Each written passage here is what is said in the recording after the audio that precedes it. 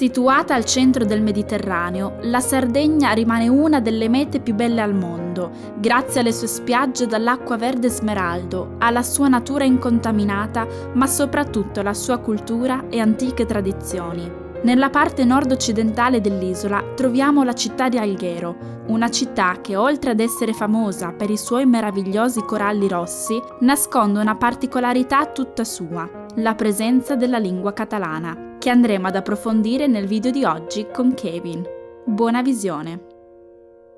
Ciao Kevin, grazie mille per essere qui sul nostro canale, come stai? Ciao Giulia, benissimo, intanto grazie per aver scelto a me per questa piccola intervista e complimenti per il lavoro che fai.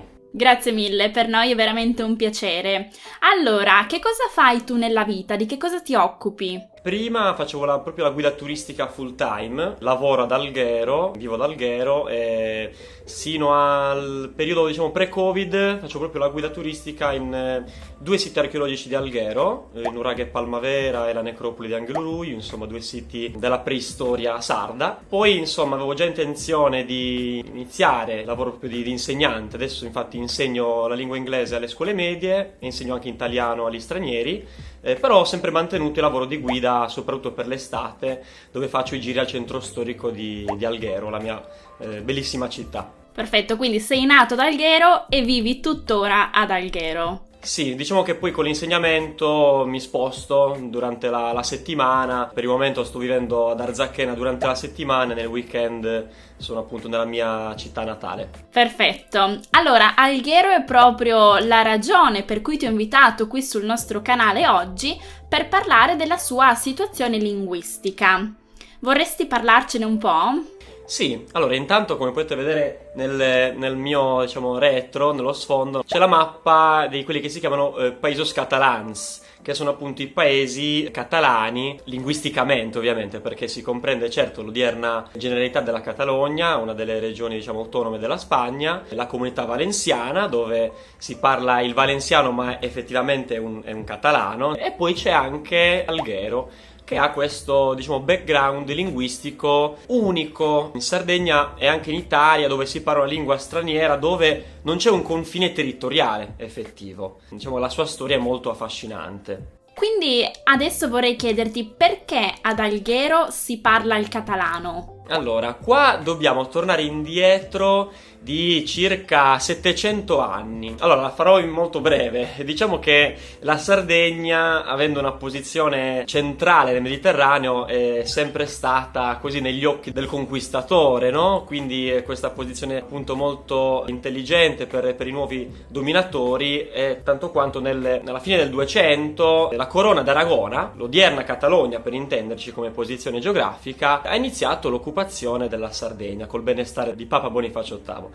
Quindi succede che poi tutta l'isola appartiene alla Corona d'Aragona e una delle ultime roccaforti è stata Alghero da conquistare, che apparteneva ai genovesi, ai Doria, fondata dai stessi Doria. Diciamo che la popolazione però algherese non era molto contenta di questo nuovo conquistatore. Ci fu una battaglia in una baia vicino a Alghero, la baia di Portoconte, nel 1353, una battaglia navale tra i genovesi, sardo-liguri di Alghero e gli aragonesi. Vinta dagli aragonesi, si instaurano piano piano, ma poi un anno dopo Re Pietro IV d'Aragona decise proprio di cacciare tutta la popolazione sarda che stava nella città, una sorta di città fortezza Alghero. Per chi ha visto Alghero, è un bastione che la racchiude nel centro storico, quindi proprio una sorta di castello, e praticamente per circa 1-2 secoli non era permesso ai sardi di entrare nel centro della città. Quindi si è poi popolata con coloni provenienti dalla Catalogna orientale, quindi per intenderci Barcellona e le isole Baleari. E quindi in questo periodo in cui ai sardi non era permesso di entrare, diventa la lingua ufficiale il catalano, a differenza di tutta l'isola, perché c'è stata proprio la cacciata dei sardi e c'è stata una ripopolazione. Molto molto interessante, grazie per la tua spiegazione. Quindi tu lo parli il catalano? Allora, noi giovani purtroppo lo parliamo molto di meno. Quasi tutti gli over 50 che conosco lo parlano proprio come prima lingua. Ad esempio mio padre, che è algherese, la sua lingua madre è l'algherese. Per intenderci, l'algherese è una variante, un dialetto, diciamo, nel panorama linguistico delle lingue catalane. Io lo parlo un pochettino, lo parlicchio, anche perché mia mamma è inglese, quindi ho questo mix. Ok, quindi il fatto che i giovani non lo parlino molto spesso mi fa pensare che non venga insegnato nelle scuole, giusto? Allora, no, diciamo al contrario, nel senso che viene insegnato, credo solo sino alla scuola elementare, prima anche alle medie si faceva, insomma, dipende poi anche, a volte è una questione anche di fondi, insomma, dove vengono dedicati. Purtroppo è una lingua che non si parla più a casa, cioè paradossalmente, questa è la mia opinione personale, una lingua locale, anziché insegnarla nelle scuole, insomma, bisognerebbe fare un lavoro culturale per cui la gente lo parli a casa, perché se lo stai studiando a scuola è come che tu stessi studiando una seconda lingua, non è la tua lingua del cuore. Ad esempio mio padre studiava l'italiano a scuola perché l'algherese è la sua lingua madre. Non ho mai sentito parlare mio padre in italiano con i suoi fratelli, sorelle o insomma gli amici di infanzia, per intenderci. Ah, ok, ho capito. Quindi tu anche quando andavi a scuola c'erano delle lezioni proprio dedicate all'insegnamento del catalano. Sì, esatto, diciamo un'ora alla settimana, però sono sempre stati dei progetti, quindi non c'è mai stata una sorta di continuità. Secondo me ha più senso non per fini linguistici, ma per sensibilizzare, diciamo così, anche i bambini, no? Nel senso, cos'è l'algherese? Magari coi genitori, allora magari si può iniziare a parlarlo a casa. Però se non lo si parla a casa, purtroppo andrà piano piano a essere un po' mangiucchiata sempre più dall'italiano, perché poi adesso noi giovani, io ho pochissimi amici che parlano proprio l'algherese benissimo. La maggior parte tra di noi, magari qualche frase fatta, qualche parolina, qualche aggettivo, soprattutto a volte i soprannomi, diciamo così. Ecco, infatti una domanda che volevo farti è proprio quanto spesso viene parlato il catalano nella vita di ogni giorno, o meglio in quali circostanze viene usato? Da noi giovani semplicemente lo si usa da un punto di vista un po' più giocoso, per intenderci, no? Quindi la battutina, oppure quando magari si parla un pochettino degli anziani che direbbero questa cosa in algherese, no? Invece noi giovani, purtroppo, lo dico io, insomma lo utilizziamo solo per questi aspetti principalmente. Poi ci sono alcuni che invece lo parlano, mentre per gli adulti, a seconda di in che posto si va, magari anche alle poste o al bar, magari in un circolo privato, no? Quei circoli culturali ad esempio. In alcuni luoghi invece, o anche si può trovare molte volte qualche signora anziana alle panchine al porto e un orecchio attento sente l'algherese anziché l'italiano. Quindi ci sono alcune situazioni, però soprattutto diciamo gli over 50, diciamo su per giù, per mia esperienza personale, sono quelli che lo parlano proprio al 100%. Certo, e allora secondo te, secondo la tua opinione, quale sarà il futuro dell'algherese? L'algherese alla fine rimarrà come alcune parole, alcune frasi fatte, perché alla fine il problema dell'algherese è che lo si parla solo ad Alghero. Ormai in questo mondo globalizzato, soprattutto le città costiere, sono sempre più rare le famiglie in cui entrambi i genitori sono nati e cresciuti ad Alghero, vivono ad Alghero. Il mio è il caso esemplare, appunto, e quindi poi non lo si tramanda ai figli, alla fine si tramanda l'italiano e purtroppo, per mio parere, diciamo opinabile anche, rimarrà soltanto con alcune frasi, alcune parole, alcuni soprannomi. Ok, quindi secondo te non verrà più utilizzato come prima lingua, diciamo? È molto difficile anche perché Alghero non è piccolissima, ha 40.000 abitanti, a differenza magari di qualche paese più piccolo, soprattutto nell'interno dell'isola. Il sardo si mantiene molto bene. Io ho insegnato anche in qualche paese piccolo in Sardegna, dove proprio i ragazzini tra di loro parlano in sardo. Quindi il sardo è molto molto più parlato, a differenza magari dell'algherese, dove gli ultimi studi danno su per giù il 20% della popolazione che lo parla e lo capisce. Purtroppo, lo dico. Certo, capisco il tuo rammarico in questo senso. Per quanto riguarda invece i cartelli stradali, i menù oppure le guide turistiche, sono scritte in entrambe le lingue? Esatto, allora soprattutto al centro storico ovviamente, che è la parte turistica della città, che non è neanche troppo piccolo, è proprio un bel centro abitato dove c'è un bel mix. Il bello di Alghero per chi la visita è che si può notare sia la parte turistica ma anche la vita della gente, per intenderci i panni stesi di chi ci vive al centro storico, insomma c'è questo bel mix.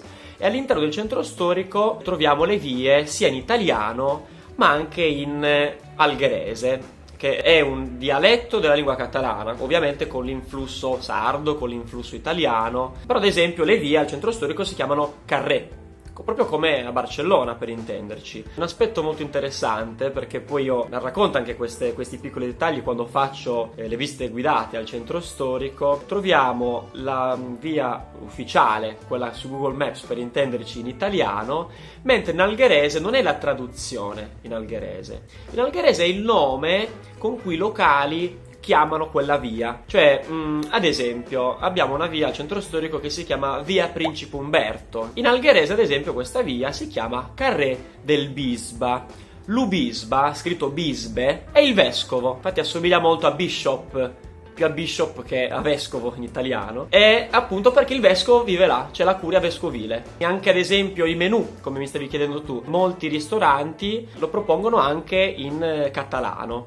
Poi c'è la diatriba interna se scrivere con il catalano standard oppure con la pronuncia algherese. Infatti ci sono diverse associazioni culturali, chi più insomma per il catalano standard e chi più per l'algherese. Tra l'altro è presente anche ad Alghero la delegazione della Generalitat catalana in Italia, una sorta di piccolo consolato in Italia che appunto oggi ha una sorta di forma istituzionale e fornisce anche il servizio di traduzione gratuita, quindi chi ha un ristorante vuole proporre il menù anche in catalano, c'è questo servizio proposto da Alghero. Beh, che immagino sia anche un grande vantaggio dal punto di vista turistico, diciamo. Ovviamente, infatti si propongono menù paella all'algherese, insomma con la variante anziché del riso della fregola, che è un tipico piatto sardo. Poi c'è sempre la crema catalana come dolce, oppure l'u mangian branc, che è un bianco mangiare molto tipico della cucina algherese. Sì, si vende anche questa immagine, perché ovviamente ci differenzia dal resto della Sardegna. Ok, quindi ci sono anche delle influenze culturali e culinarie ad Alghero che differiscono da quelle italiane. Sì, assolutamente. Piatto per eccellenza ad Alghero, ad esempio, è l'aragosta alla catalana, oppure ci sono riti, ad esempio la Pasqua. Qua ci sono dei riti molto simili a quelli che vengono fatti in Catalogna. Per farti un esempio, tutto il centro storico durante la settimana santa si coprono le luminarie, le luci con questi fasci rossi, questi teli rossi, e quindi la sera c'è questo ambiente molto cupo. Una buona parte della Sardegna, visitatori sardi, vengono per il Venerdì Santo, in cui avvengono delle processioni molto lunghe, molto sentite dalla popolazione locale. Ci sono diverse cose, diverse tradizioni molto legate all'odierna Catalogna. Ad esempio, all'interno della cattedrale troviamo una statua della Mare de Déu de Montserrat. Montserrat è un piccolo paesino dove si fa il pellegrinaggio in Catalogna, che è presente la patrona appunto della Catalogna, che è una Madonna nera, e la troviamo ad esempio all'interno della cattedrale perché è stata donata dalla Catalogna stessa, quindi ci sono ancora oggi questi gemellaggi, diciamo così. Certo, interessantissimo.